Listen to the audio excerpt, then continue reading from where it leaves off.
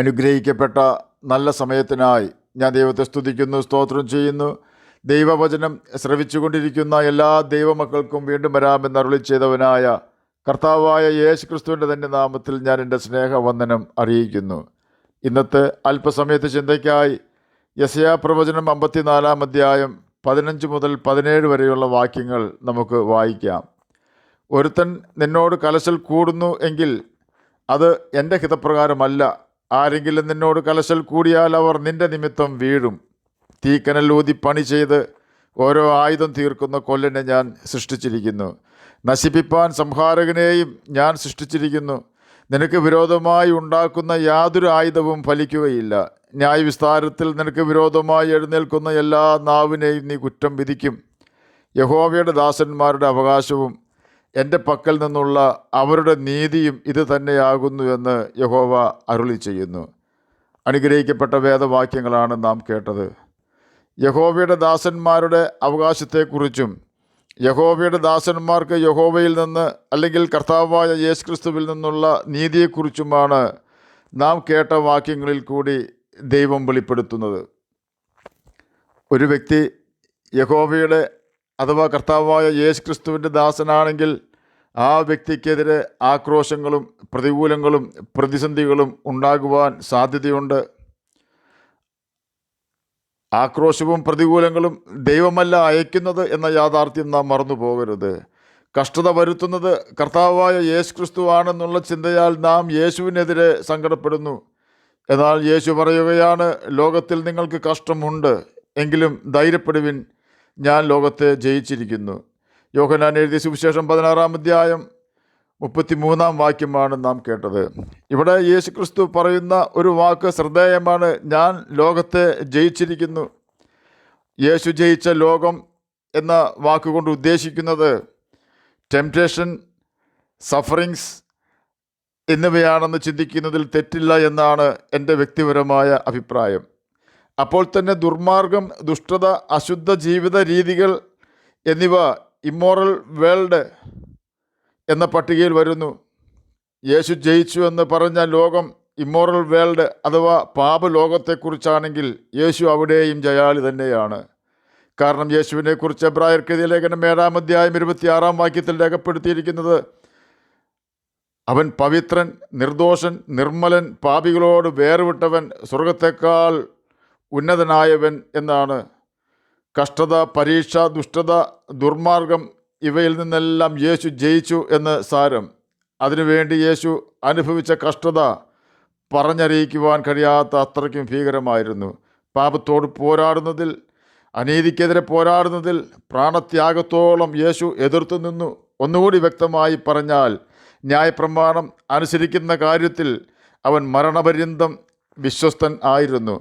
അങ്ങനെയാണ് യെശയ്യാ പ്രവചനം 42 അധ്യായം 1 വാക്യത്തിൽ രേഖപ്പെടുത്തിയ ഞാൻ താങ്ങുന്ന എൻ്റെ ദാസൻ എന്ന പദവിയിലേക്ക് യേശു എത്തിച്ചേർന്നത്. യേശു തൻ്റെ സ്വന്തം കാര്യപ്രാപ്തിക്ക് വേണ്ടി നിലവിളിച്ചില്ല, ഒച്ചയുണ്ടാക്കിയില്ല, തെരുവീതിയിൽ അവൻ്റെ ശബ്ദം അവൻ കേൾപ്പിച്ചില്ല, ചതഞ്ഞ ഓട അവൻ ഒടിച്ചു കളഞ്ഞില്ല, പുകയുന്ന തിരി അവൻ കെടുത്തി കളഞ്ഞില്ല. അവൻ സത്യത്തോടെ ന്യായം മാത്രം പ്രസ്താവിച്ചു, ന്യായം മാത്രം ചെയ്തു ജീവിച്ചു. ഭൂമിയിൽ ന്യായം അവൻ സ്ഥാപിക്കും വരെ തളരുകയില്ല, അധൈര്യപ്പെടുകയില്ല. യേശുവിൻ്റെ ഉപദേശത്തിനായി അനേകം സ്ഥലങ്ങളിൽ ഇന്നും കാതോർത്തിരിക്കുന്നു. യെശയ്യാ പ്രവചനം 42 അധ്യായം 1 മുതൽ 4 വരെയുള്ള യേശുവിനെ കുറിച്ചുള്ള പ്രവചനം സാക്ഷാത്കരിച്ച കാര്യമാണ് ഞാനിപ്പോൾ പറഞ്ഞുകൊണ്ടിരുന്നത്. ഈ സ്വഭാവ ഗുണങ്ങളാണ് യഹോവയുടെ ദാസൻ എന്ന പദവിക്ക് ആവശ്യമായിരിക്കുന്നത്. അങ്ങനെ യഹോവയെ അനുസരിച്ച അവൻ്റെ ദാസനായ യേശുവിൻ്റെ പാത നാം പിന്തുടർന്നാൽ നാമും യെശയ്യാ പ്രവചനം 54 അധ്യായം 15 മുതൽ 17 വരെയുള്ള വാക്യങ്ങളിലെ അനുഗ്രഹിക്കപ്പെട്ട സാഹചര്യങ്ങൾക്ക് ഉടമകളായിത്തീരും. യഹോവയുടെ ദാസൻ എന്നാൽ അവന് ശിഷ്യൻ എന്നും അർത്ഥമുണ്ട്. യഹോവയുടെ ശിഷ്യന് അഥവാ യേശുവിൻ്റെ ശിഷ്യന് ഉണ്ടായിരിക്കേണ്ട യോഗ്യതകൾ എന്തെല്ലാമാണെന്ന് ബൈബിൾ പഠിപ്പിക്കുന്നുണ്ട്. കുറഞ്ഞ പക്ഷം ശിഷ്യന്മാരുടെ നാവ്, ശിഷ്യന്മാരുടെ ചെവി എന്നിവ അവർക്കുണ്ടായിരിക്കണം. ശിഷ്യന്മാരുടെ നാവ് എന്തിനാണെന്ന് ചോദിച്ചാൽ തളർന്നിരിക്കുന്നവരെ വാക്കുകൊണ്ട് താങ്ങുന്നതിന് വേണ്ടിയാണ്. ശിഷ്യന്മാരുടെ ചെവി എന്തിനാണെന്ന് ചോദിച്ചാൽ ലോക ഇമ്പങ്ങൾ കേട്ട് പാപത്തിൽ വീഴാതിരിക്കുവാൻ, ദൈവശബ്ദം കേൾക്കുവാൻ ആഗ്രഹമുണ്ടാകേണ്ടതിന് വേണ്ടിയാണ്. എന്നെ കേൾക്കുന്ന പ്രിയ ദൈവമകനെ, ദൈവമകളെ, ശിഷ്യന്മാരുടെയും ശിക്ഷകളുടെയും ചെവിയാണോ നമുക്കുള്ളത്? ശിഷ്യന്മാരുടെയും ശിക്ഷകളുടെയും നാവാണോ നമുക്കുള്ളത്? മറ്റുള്ളവരെ വാളുകൊണ്ട് കുത്തും പോലെ നാം സംസാരിക്കാറുണ്ടോ? ലോക ഇമ്പങ്ങൾ കേൾക്കുവാൻ നമുക്ക് താല്പര്യമുണ്ടോ? ഇന്ന് അനേകർ ക്രൂശിന് ശത്രുക്കളായി ജീവിക്കുന്നുണ്ട് എന്ന് നാം ഓർക്കണം. നാം ക്രൂശിന് ഒരിക്കലും ശത്രുക്കളായി തീരുവാനിടവരാതെ വണ്ണം നാം കർത്താവിൻ്റെ പാദപീഠത്തിൽ അഭയം പ്രാപിക്കണം. നിത്യനാശത്തിലേക്കുള്ള ആദ്യ സ്റ്റെപ്പാണ് ലോക ഇമ്പങ്ങൾ കേൾക്കുവാനുള്ള താല്പര്യം. പാട്ടുകാരൻ പാടുന്നതുപോലെ, ലോക ഇമ്പങ്ങൾക്കോ സ്ഥലമുണ്ട് ഹൃദയെ, ക്രൂശിൽ നിൻപേർക്കായി മരിച്ച യേശുവിന് ഇടമുണ്ടോ? ഓർക്കുക, നമ്മുടെ പാപഭാരം ചുമന്നവനായ കർത്താവായ യേശു ക്രിസ്തു നിത്യനരകത്തിൽ നിന്നും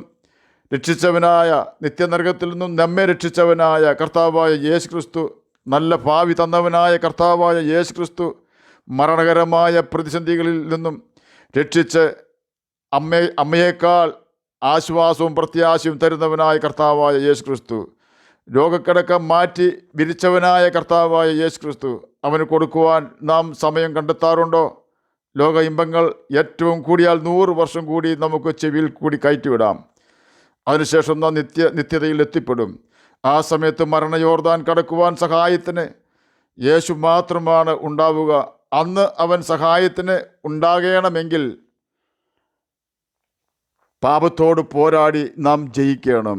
ഇല്ല എങ്കിൽ മരണം നമ്മെ പിടിച്ചു വയ്ക്കുകയും മരണത്തെയും പാതാളത്തെയും ദൈവം ഗന്ധകം കത്തുന്ന തീപ്പൊയ്കയിൽ എറിയുകയും ചെയ്യുമ്പോൾ നാമും നമ്മെ പിടിച്ചു വയ്ക്കുന്ന മരണത്തോടൊപ്പം തീപ്പൊയ്കയിൽ വീഴേണ്ടി വരും എന്ന് നാം ഓർക്കണം. യേശുവിനെ അനുസരിച്ചുകൊണ്ട് അവൻ്റെ സ്നേഹിതൻ ആയാൽ, എന്നെ കേൾക്കുന്ന പ്രിയ ദൈവമകനെ, ദൈവമകളെ, ഓർക്കുക, നമ്മെ എതിർക്കുന്നവർ ലജ്ജിക്കേണ്ടി വരും. നാം ലജ്ജിക്കേണ്ടി വരികയില്ല. നമുക്കെതിരെ ഏത് മന്ത്രവാദി എന്തെല്ലാം ചെയ്താലും ഒരു ബാധയും നമ്മെ ബാധിക്കുകയില്ല. നമുക്കെതിരെ ഉണ്ടാകുന്ന ഒരു ആയുധവും ഫലിക്കുകയില്ല. ന്യായവിസ്താരത്തിൽ നമുക്കെതിരെ എഴുന്നേൽക്കുന്ന എല്ലാ നാവിനെയും നാം കുറ്റം വിധിക്കും. കാരണം യഹോവ നമ്മുടെ പരിപാലകനാണ്. അവൻ നമുക്ക് ചുറ്റും തീമതിലാണ്. നമ്മെ സഹായിപ്പാൻ അവൻ നമ്മോട് കൂടെയുണ്ട്. നമ്മുടെ ശത്രു ഇപ്പോൾ നമ്മെ തകർക്കുവാൻ കഴിയും എന്ന് ചിന്തിച്ച് ഒരു വഴിയായി വരും എങ്കിലും അവൻ 7 വഴിയായി തിരിച്ചു ഓടേണ്ടി വരും. പ്രതികൂലങ്ങളാകുന്ന വെള്ളത്തിന് നമ്മെ മുക്കുവാനോ കഷ്ടതയാകുന്ന തീയ്ക്ക് നമ്മെ ദഹിപ്പിക്കുവാനോ കഴിയുകയില്ല. വെള്ളത്തെയും തീയെയും ഉണ്ടാക്കിയ കർത്താവിൻ്റെ കരങ്ങളിൽ നാം സുരക്ഷിതരായിരിക്കും.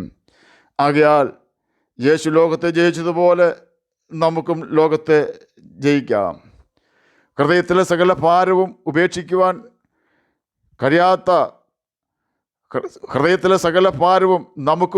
കഴിയാത്ത സകല പാപവും വിട്ട് യേശുവിൻ്റെ മുഖത്തേക്ക് നോക്കിക്കൊണ്ട് വിരുദ് പ്രാപിക്കുവാനായി നമുക്ക് മുന്നോട്ട് ഓടാം. ക്ഷീണമെല്ലാം അറിയുന്നവനായ കർത്താവായ യേശു ക്രിസ്തുവിൽ നമുക്ക് ആശ്രയിക്കാം. പാപത്തെ വെറുക്കാം.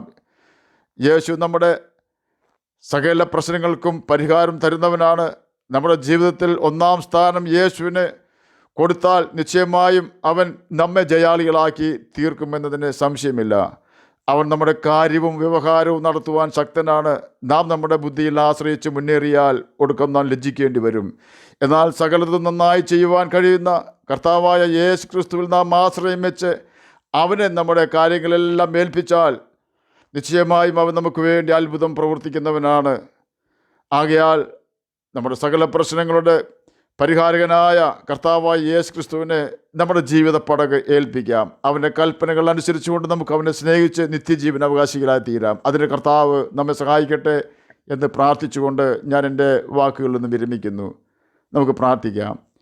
ഞങ്ങളെ സ്നേഹിക്കുന്ന സ്വർഗീയ പിതാവേ, നല്ല സമയത്തിനായി അങ്ങയെ സ്തുതിക്കുന്നു, സ്തോത്രം ചെയ്യുന്നു. എന്നെ കേൾക്കുന്ന ഏതെങ്കിലും പ്രിയപ്പെട്ടവർ അങ്ങയെ തിരിച്ചറിയാതിരിക്കുന്നുവെങ്കിൽ അവരുടെ ഹൃദയദൃഷ്ടി അങ്ങ് പ്രകാശിപ്പിക്കണമേ. അങ്ങ് ആരാണെന്നൊന്ന് വെളിപ്പെടുത്തി കൊടുക്കണമേ. അങ്ങയുടെ വചനം വായിച്ച് ജ്യോതിഷികളെ പോലെ തിളങ്ങുവാൻ അടിയനെ കേൾക്കുന്ന അങ്ങനെ കുഞ്ഞുങ്ങളെ സഹായിക്കണമേ. പാപത്തിൽ വീഴാതെ ജീവിപ്പാൻ ഞങ്ങളെ സഹായിക്കണമേ. രോഗത്താൽ ഭാരപ്പെടുന്നവർക്ക് രോഗസൗഖ്യം കൊടുക്കണമേ. സമാധാനമില്ലാത്തവർക്ക് സമാധാനം കൊടുക്കണമേ. കുഞ്ഞുങ്ങൾക്ക് പഠിക്കുവാനുള്ള ബുദ്ധിയും ജ്ഞാനവും ഓർമ്മശക്തിയും കൊടുക്കണമേ. പ്രാർത്ഥന കേട്ടതിനായി സ്തോത്രം. യേശുവിൻ്റെ നാമത്തിൽ തന്നെ ആമേൻ. കർത്താവ് എല്ലാവരെയും അനുഗ്രഹിക്കട്ടെ. സ്തോത്രം.